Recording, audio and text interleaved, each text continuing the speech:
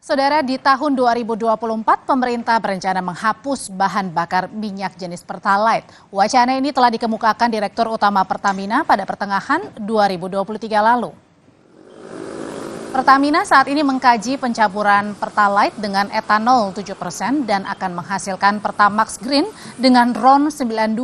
Menteri Energi dan Sumber Daya Mineral (SDM) Arifin Tasrif mengatakan pihaknya tidak mempersoalkan jika usulan tersebut benar-benar diimplementasikan.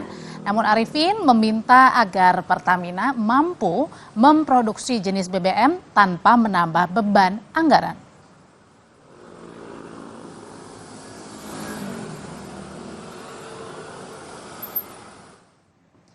Kami kutip dari Kompas.com, Senin kemarin, Menteri SDM merespons wacana penggantian Pertalite.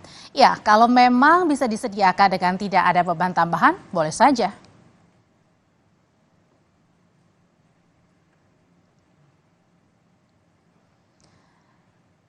Pertamina Saudara menyebut salah satu alasan penghapusan Pertalite adalah unsur ramah lingkungan. Dan berikut ini beberapa perbedaan Pertalite dengan Pertamax Green 92. Pertalite Saudara ini memiliki kadar oktan RON 90 dan punya emisi yang tinggi. Sementara untuk Pertamax Green 92 yang masih dikaji akan memiliki kadar oktan RON 92 yang ini adalah lebih ramah lingkungan karena semakin tinggi RON-nya maka emisi pun juga semakin sedikit.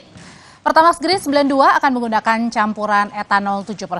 Tujuannya adalah dengan mencampur etanol akan mengurangi impor BBM.